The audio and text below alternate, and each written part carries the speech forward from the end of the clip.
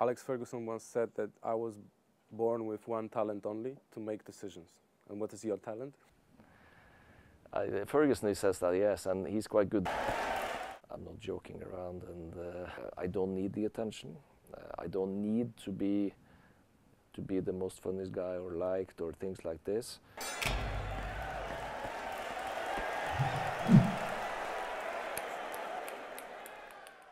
Which is a place you call home? Home is where my family is. So Manchester now? Manchester and Norway, because my wife and 2 kids live in Manchester and my 2 eldest boys lives in Norway.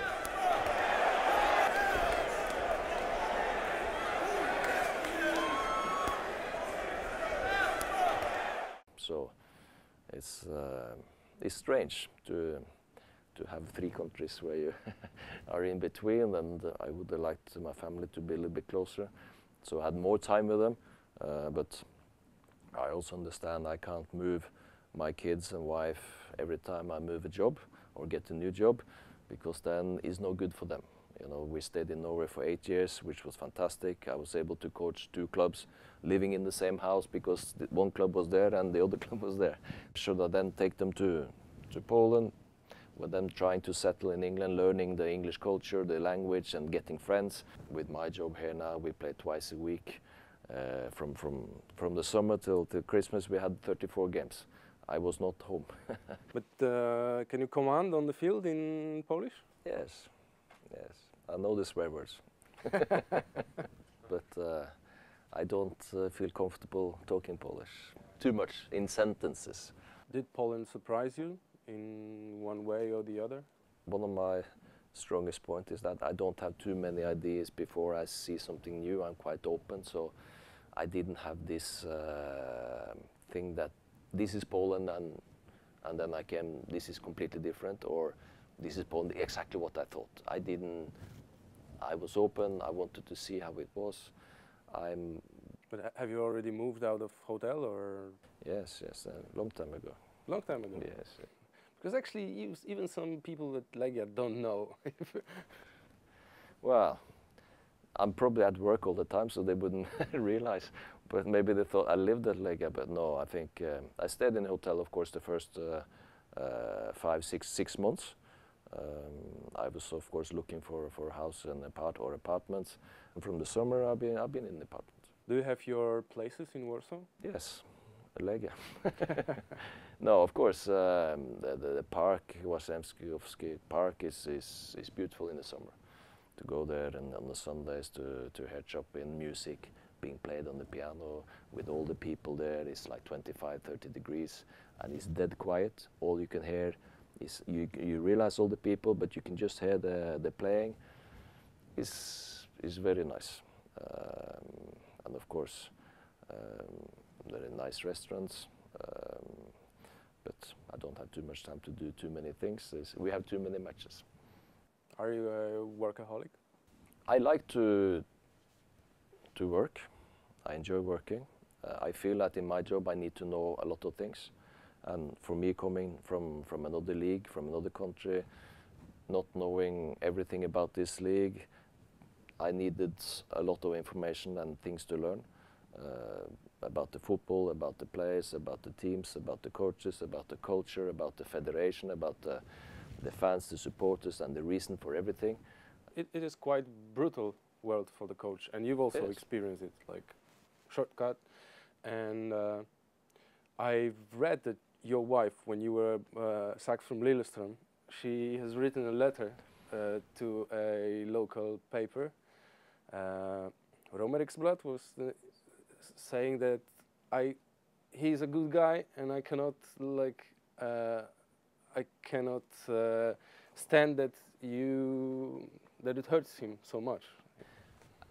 It is quite unusual for. It's quite unusual, but I think at that time the job we had done at Lillestrøm was so much more difficult than everybody else knew.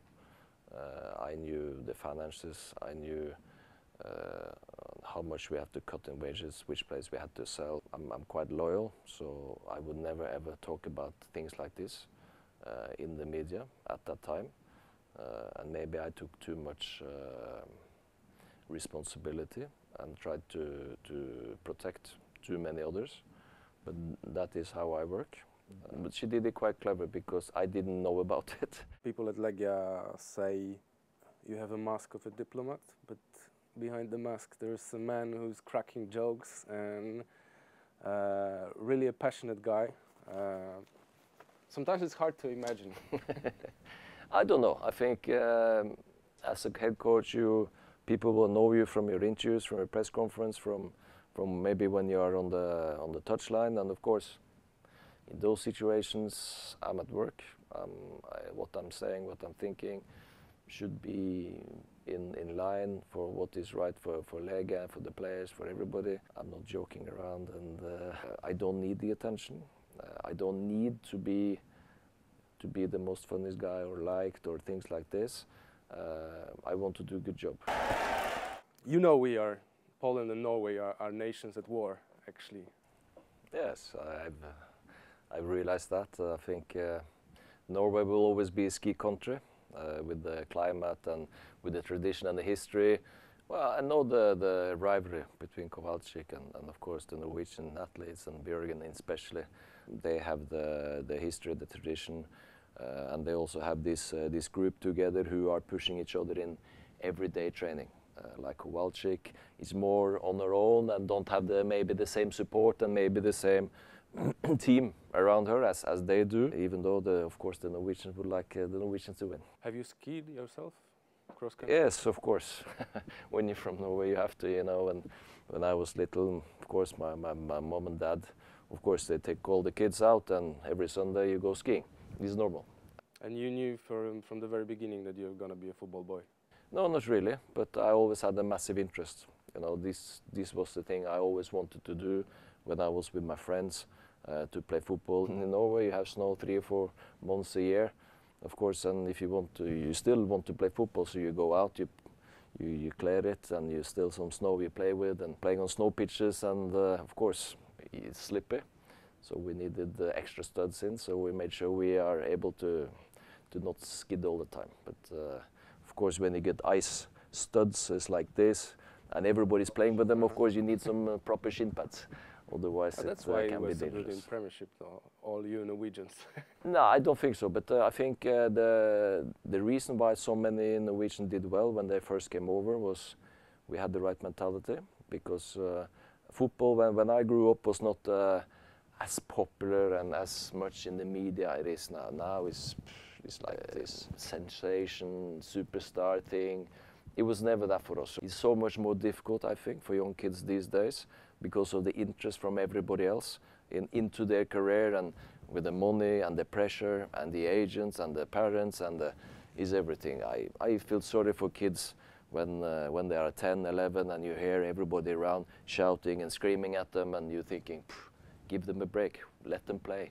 You were one of the participants of the, let's say, footballing miracle of Norway, these years when you were at every World Cup and have real stars. You came to Premiership, I think, in the second year of after change, so you've experienced in growing. You consider yourself a lucky guy? Yes, very much so. I've been very, very lucky throughout my career in terms of the places I've been to. When I grew up, my generation of footballers were a good generation. The 69, 70 all born players. We did well with the under 19, under 21. We got into the national team at the time. The national team in Norway were not at the best. So it was easier for our young kids to come in. And we had a new coach coming in as well, who had completely different ideas to how the football should be played. And that gave us a tactical advantage to many others. And that was the start. And when you started doing well for your national team, beating England, Holland, Poland, Turkey, of course, you are seen. But then we took revenge. Yeah, for I 2002. I know, I forgot about that. But you know, for us to qualify for the World Cup in '94, beating Poland in Poland was one of the best nights ever for us. First time since 36 or something, 38, Norway's qualified for the World Cup. So it was unbelievable. So my steps as a footballer has been like small steps all the time. It's not been like from this to this. And I think when you make it gradually, it's easier to handle each step. So that's why I'm a little bit worried when all these young kids from Poland go to big clubs in Europe, and the step is very, very big. They say days after defeats are hard, sometimes days after draws even are hard. But after Celtic, this Bereszyński case, you were the one who like restored calm on the board. One person told me that there was a day that I've experienced the power of his personality. You can't plan for these kind of things. I think those days were important. I think the discussions and how we worked together as a team was very, very good. I think and the players were fantastic in terms of handling the situation, because nobody was more disappointed than the players and the staff. Been very pleased with how this club has been working from a football side, how we are been able to work, with the mentality of the players, with their willingness. And you would like to be Nilsie Arne Eggenie of Legia? Well, if I could be, I would love to, because he is the best club coach or manager I've ever known about. His record in Norway was unbelievable. His philosophy of coaching and his attitude and the demands and the energy and his how not only for the players to play, but how they should behave, how they should interact together off the pitch, on the pitch, everything. It was like this total thing. But at that time they were able to create this team with more or less players from that area. For them to win the league 13 years in a row, for them is impressive, but the most impressive thing is when they went into Europe, they were able to beat top teams at they were home. Playing Real, AC Milan, like... Yes, and they were playing at a tempo and an intensity that was quicker than these teams. So they had the team play, that everybody knew what they were doing, and it was like boom, boom, boom, boom. And then you can play quick. For them to go away and beat Borussia Dortmund and Jürgen Kohler saying, after that season I'm finished.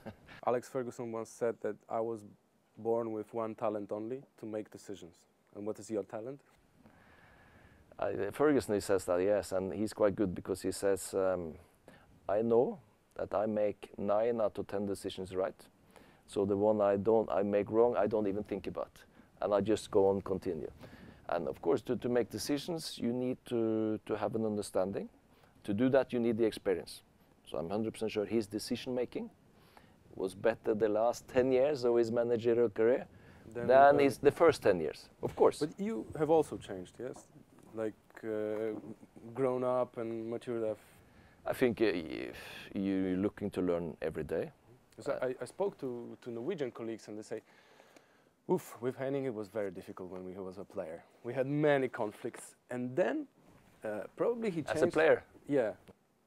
And then he went to be a pundit in TV2, it was called, and he came out other person, showing a great sense of humor, distance, and like they say, it has changed you. Do you think I changed?